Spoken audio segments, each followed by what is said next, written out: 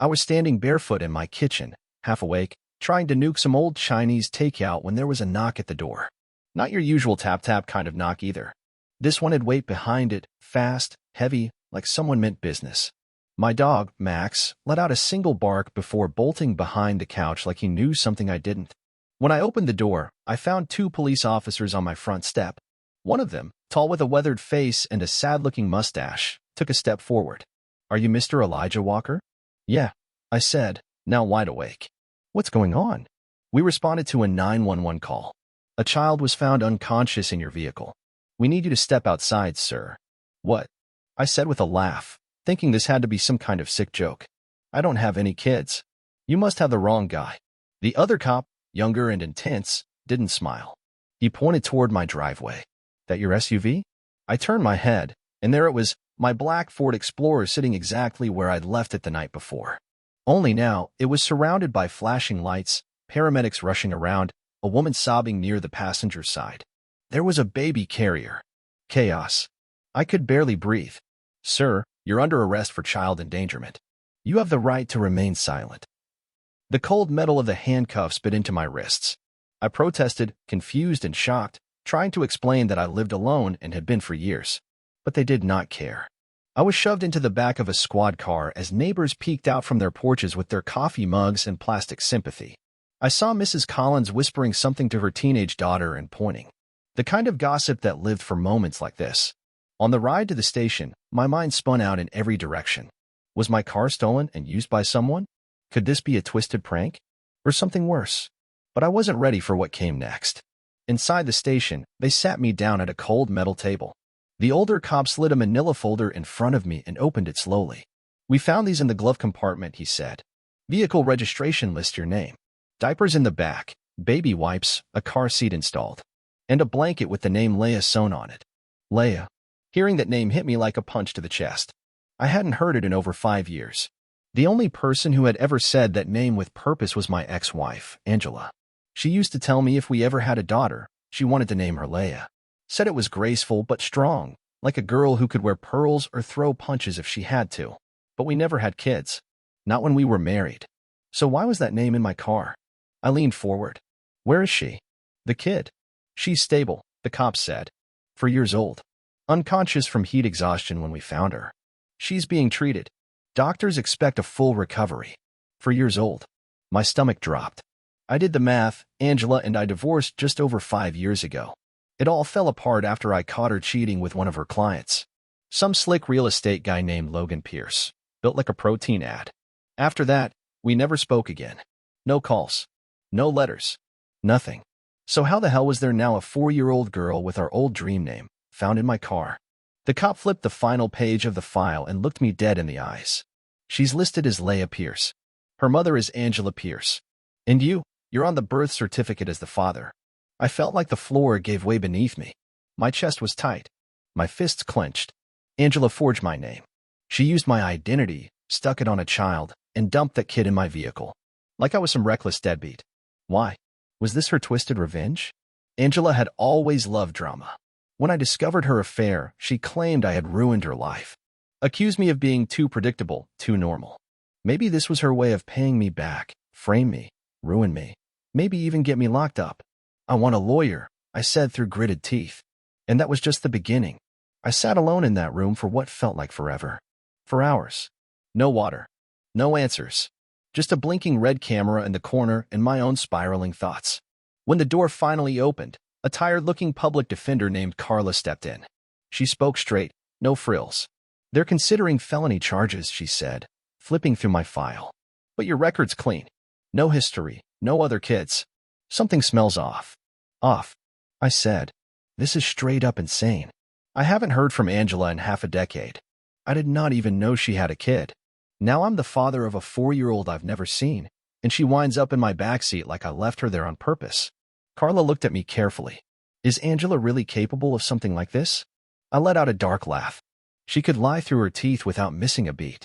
She'd flirt with a waiter while holding your hand and call it business networking. She once said love without chaos was boring. Yeah, she is more than capable." Carla got me out on bail that night, but stepping outside didn't feel like freedom. The reporters were already waiting. One shoved a mic in my face and asked how it felt as a father. I pushed past them. Back home, I stood in the quiet. Max curled up on the couch, eyes full of confusion. I poured a drink, then set it down. I needed clarity, not another fog. I opened my laptop and pulled up Angela's real estate firm's website. Her name was still on the roster. Her picture was there too, flawless smile, like always. I found her business Instagram next. And that is when I saw it. A post from just a week ago. Angela standing in front of a modern house, toddler in her arms. The caption read, Leia's first luxury listing. My little boss baby. I zoomed in. That kid had my eyes. My jaw. My damn smile. And then, as I was trying to breathe, the doorbell rang. It was Angela. She looked like she had walked straight off a magazine cover. High heels, perfect hair, blood red lipstick. She smiled like we were old friends. Like she hadn't just tried to destroy me. Hey, Eli, she said sweetly, stepping past me like she owned the place. I didn't say a word. Just followed her into the living room. What the hell did you do? I asked. She took off her sunglasses and gave me that smirk I always hated. Is that any way to greet the mother of your child? You forged my name. You set me up. She sat down and crossed her legs like she was on a talk show. I needed you to see her. You never returned my calls. Because you blocked me. I had to raise her alone while you were out living your peaceful life. I thought if you saw her, really saw her, maybe something would click. So you had me arrested? I asked, stunned. Her tone turned sharp. You left me, Elijah. You left. And now you want to act like the victim. No, I said, stepping toward the door. You don't get to twist this. You cheated. You left. You disappeared. And now you want to dump this on me? She followed me. You are her father. You think I would lie about that? If that is true, we'll get a test. But you don't ever show up here like this again. Angela paused. For the first time, something behind her eyes flickered, fear, maybe. You have 48 hours, she said, turning back toward the door. After that, my lawyer calls CPS. And just like that, she vanished. And I stood there in my doorway, wondering if everything I knew about my past had just been rewritten. That night, I could not sleep. My thoughts circled back to that last night with Angela, years ago, when she pulled her usual stunts. Whispered apologies, wore that silk nightgown she always saved for when she needed something, promised me she'd end it with Greg. I believed her. I was a damn idiot.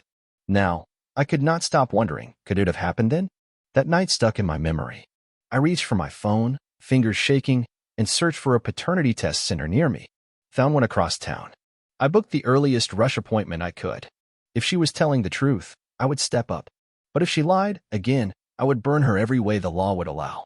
Still, part of me wondered why now? Why would Angela pull this off 5 years after our divorce? What changed? Something was off. She had a reason, and I wanted to know what it was. And there was one man on this planet who might have a clue, Greg Whitman. I knew where he worked. Guy never shut up about his career in finance, like managing stocks and pushing crypto made him royalty. So I showed up at his fancy downtown office around 11, same clothes from the day before, unshaven, eyes red. I did not care. He was standing near the front desk chatting up a receptionist when he saw me. His face dropped. Elijah? What the hell are you doing here? Relax. I am not here to start anything. Just talk, I said. I'm at work, man, he replied, already tense. You and Angela still together? I asked, even though I already knew the answer. He blinked. No, that ended a while ago. I leaned against the counter. Interesting. She used your last name on a kid. His eyes darted around the office, then back to me. Look, whatever she told you, I'm not part of it anymore. She cheated on me too. I paused. Wait, what? He nodded, running a hand over his head. Caught her with some meathead from her gym. Angela always needed attention like most people need air. You hug her. She says you're suffocating. You give her space. She accuses you of being distant. I felt sick. Greg wasn't lying. I had heard those lines before, just with different words. And now it hit me, Angela was not spiraling. She was calculating. Greg was out of the picture. Her career was tanking. She needed someone to clean up the mess. And I was the only one left. I drove straight to the testing center, handed over my paperwork, got swabbed, and paid for rush processing. They said I would have results in 72 hours. 3 long, god-awful days. That night, I found myself scrolling back through her Instagram, staring at pictures of that little girl. Leia. Her smile, her curls, her eyes. She had my sister's face. My mother's chin. The resemblance was too close. Too damn close. The next morning, I stepped outside and found my front yard destroyed. Eggs on the driveway. Spray paint across the garage. In big red letters, "Deadbeat Dad." I knew who did it. I filed a police report. Tried to keep calm. But my blood was boiling. Angela wasn't just messing with my head anymore. She was coming for my entire life. Later that day, I got a plain manila envelope in the mail. No return address. Inside? Photos. Dozens. Someone had been following me. Pictures of me outside the station. Arguing with Angela on my porch. Meeting Greg. Even one granny shot of me walking into the DNA lab. At the bottom was a birth certificate. Clean. Legal looking. Name, Leah Marie Whitman. Mother, Angela Marie Whitman. Father, Elijah Thomas Walker. I hadn't signed anything. It was all fake. That night, my phone rang. Unknown number. I answered anyway. Enjoy the pictures? Angela's voice slithered through the line. You've lost your mind, I said. No, she replied, calm as ice. I'm a mother. You're just a coward who ran away. But now it's your turn to show up, or I'll bury you in custody papers. You framed me. You never answered my calls, she said. Leah was the only way I could make you see what you left behind. I went silent. She chuckled. You still don't get it, do you? This was never about her. Leah's just the hook. You're the prize. Then she hung up. I stood there for a full minute, phone still pressed to my ear. That was when I realized she didn't want to co-parent. She wanted to control me again, own me again. But this time, she had no idea who she was messing with. I didn't tell a soul. Not my brother, not my lawyer, not even Max. I let it sit, let it boil inside. Because once I said it out loud, it became real. And I wasn't ready to feel real just yet. Second night came like a slap, just as dark, just as silent. I double-checked every lock, pulled the blinds, loaded the front camera. Angela had crossed lines most people wouldn't even imagine. At 2 in the morning, my phone buzzed. Unknown number. I almost ignored it, then read the message. You're not ready for what's next. You should have stayed gone. I texted back. Angela. No reply. But I knew it was her. She wasn't spiraling. She was stacking the deck. Making chaos so she could be the one holding all the pieces. Day 3. Noon. The results came. I sat in my truck outside the lab, holding the envelope like it might explode in my hands. I opened it slowly. Probability of paternity, 0%. My hands dropped. My heart stopped. She lied. Leah was not mine. Angela made the entire thing up. I called Carla immediately. Sent her the test results, along with everything else, the text threats, the forged papers, the surveillance photos. This changes everything, she said. Now we go after her. And we go hard.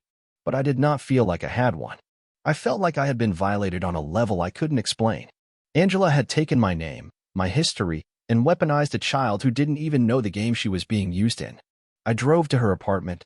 I had to look her in the eyes one more time. She opened the door like she'd been waiting for me. No surprise. I asked. Nope, she said with a grin. I figured you'd show up. You're sick, I told her, stepping inside.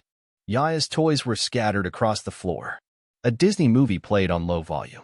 But the girl wasn't there. She's with my sister, Angela said, pouring herself a glass of wine. Middle of the day like it was brunch hour. I tossed the envelope on her coffee table. I know the truth. You lied. About everything.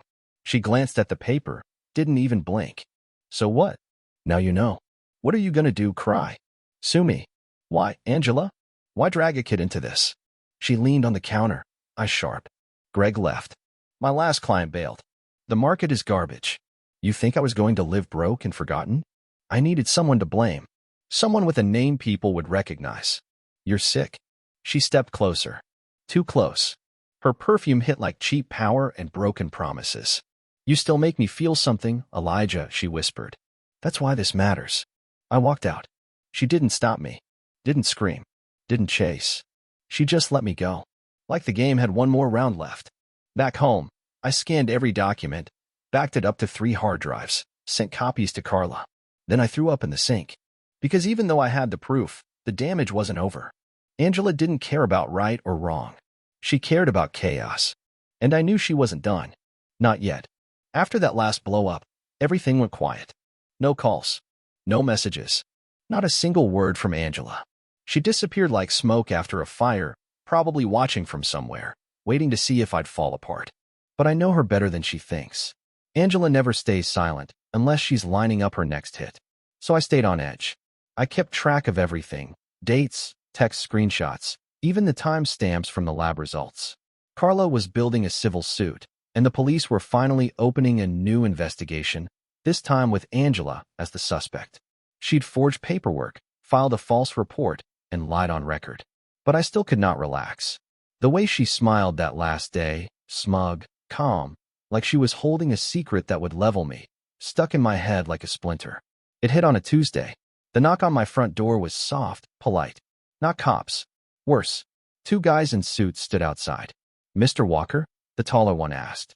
"Yeah," I said, already uneasy. "We're with Family Services. We've received a complaint. We're here to check on the well-being of a child, Leah Whitman, who's allegedly been staying at this address." My chest went cold. "What? She doesn't live here. She never has." The man pulled out a file. "According to sworn testimony from Ms. Angela Whitman, you've had custody of the child since last week. She claims it was an emergency handoff." I stepped outside and shut the door behind me. "That's not true. I have a DNA test saying I'm not her father. I've never had custody. I haven't even seen that girl since the police picked me up." They exchanged a look. "We'll need to confirm this with our department. But in the meantime, Ms. Whitman has also filed for child support and listed this home as the primary residence." I felt my knees buckle a bit. "She did what?" "She claims you removed the child from her care and are now refusing to return her." "That never happened," I said, almost choking on the words. "She's lying. I have the paperwork to prove it." He flipped another sheet. "She also included a written statement from her sister. Says she dropped the child off at this address last weekend." I wanted to scream. Instead, I called Carla. "They just came to the house," I told her. "She told Child Services Leah lives here. Filed for support. Listed my place as hers." There was a pause. Then Carla said, "She's setting you up for a custody battle. She doesn't have a leg to stand on. I don't have the child. I don't even have a claim to custody." "Doesn't matter," she replied. "She's not playing for facts. She's playing for perception. Judges don't make decisions in a vacuum. If she creates enough confusion, they can start looking at you sideways, even if it's not your kid." I sat down, the weight of everything slamming into my chest. "What do we do?" I asked. "We counterstrike.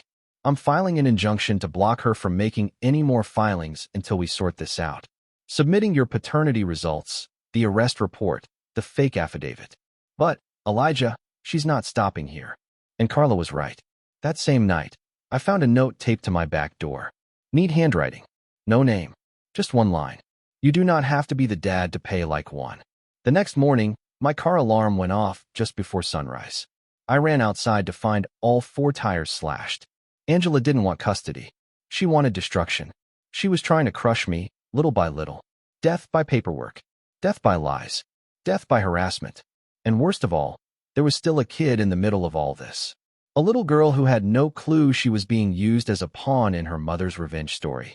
That night, I sat in the dark thinking about how easy it would be to run. Change my name. Skip town. Start over. But I couldn't shake her face. Leah. She had my sister's eyes. She was not mine, not legally, not biologically, but I still couldn't stomach leaving her behind in this mess. Then something shifted in me. Angela wanted to fight. She thrived on chaos. She wanted loud, messy, public battles. She wanted fire. Maybe the way to beat her was to go quiet. So I opened my laptop and started typing. Something new. Something strategic. I was done reacting. It was time to move. I sent Carla a message outlining my plan. It was risky, a long shot, but the kind that might end it all for good. If we could prove Angela had a pattern of manipulation, if there was even a whisper of a mental health issue or prior scams, we could build a criminal case, not just civil. Carla messaged back fast. "If we can connect the dots, especially across multiple victims, we can bring this to the DA. Fraud, coercion, abuse. This could go deeper than defamation." And I knew just where to start. "Greg." I called him again. "No games this time," I told him. "I'm trying to stop her from doing this to someone else." He hesitated. "She's dangerous, man. Not the kind that punches you in the face. The kind that ruins your life and smiles while doing it. She's already done it to me," I said. "We either speak up or we wait for her next victim." There was silence. Then Greg said, She once told a guy she was pregnant. Took 10 grand from him. Never was. Never even went to a doctor. He only found out months later. Does he have proof? Text messages. Bank transfers. His name's Marcus. That was all I needed. I contacted Marcus the next day. He was real. He had every receipt. He even had voice messages of Angela threatening to make up abuse claims if he pushed for proof. I sent the whole package to Carla. Her reply, "We've got her." What followed was chaos, but this time on our terms. The DA took interest. They opened a formal case. Charges were stacked. Fraud, falsifying documents, child endangerment, perjury. And then her sister cracked. Turns out Angela had been paying her rent and car bills in exchange for playing along with the lie. When we got to her, she flipped. Gave us emails, recordings, and even a video of Angela practicing her fake 911 call. "I need to sound emotional but not insane," Angela had said in the clip. Just enough to make him look unstable. That was the nail in the coffin. A week later, I got the call I'd been waiting for. "She's being taken in," Carla said. "It's done. You're cleared of everything." I sat in my kitchen, staring at nothing, phone still at my ear.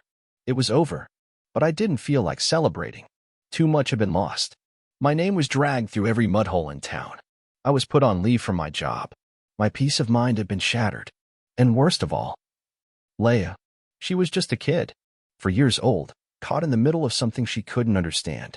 Her own mother used her as a weapon, told her stories, lied straight to her face.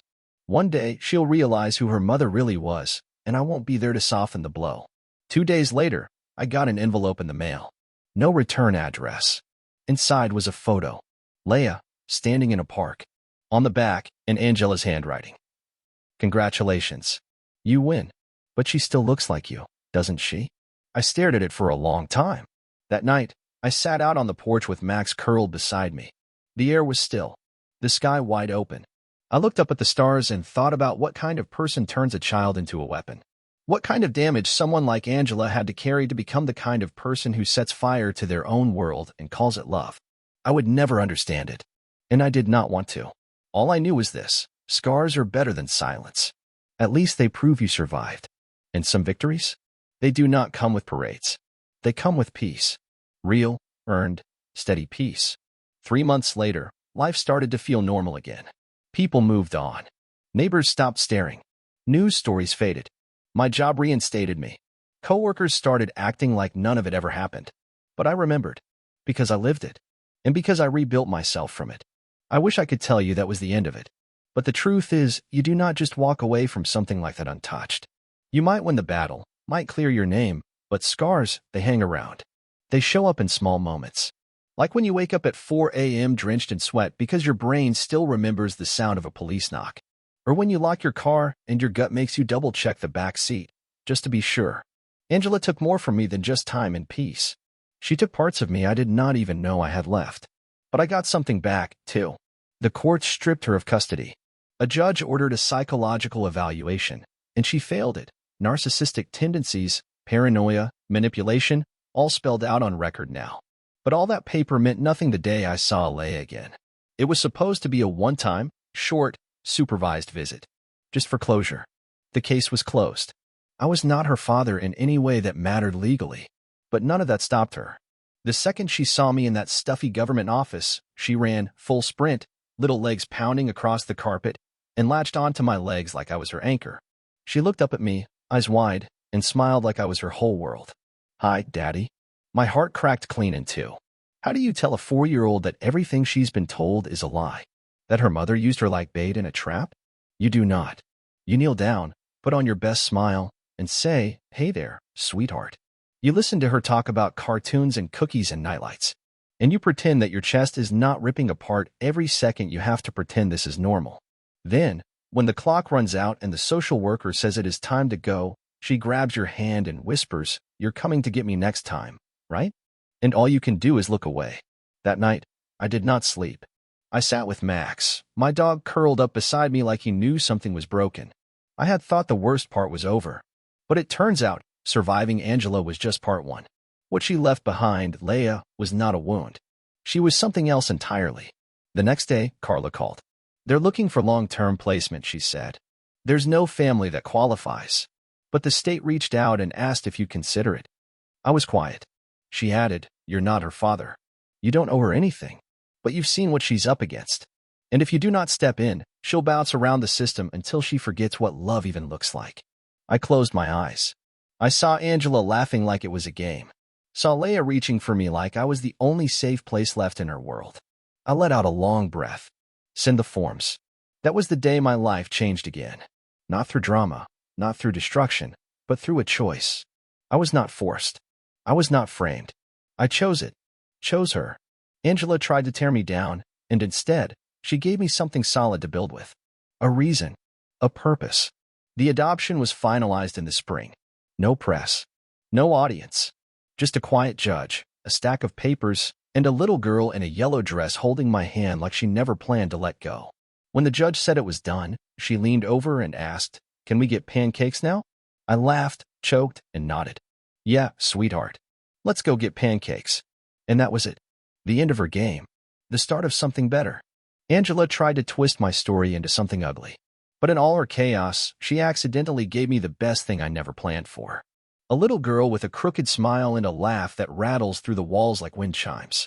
Most nights now, things are quiet. But sometimes I still remember. The handcuffs. The questions. The lies. The way she smiled like she was already watching my life burn. And then I hear Leia's feet on the hardwood floor. "Daddy, I dreamed I was a dinosaur." I see her face light up when I kiss her forehead.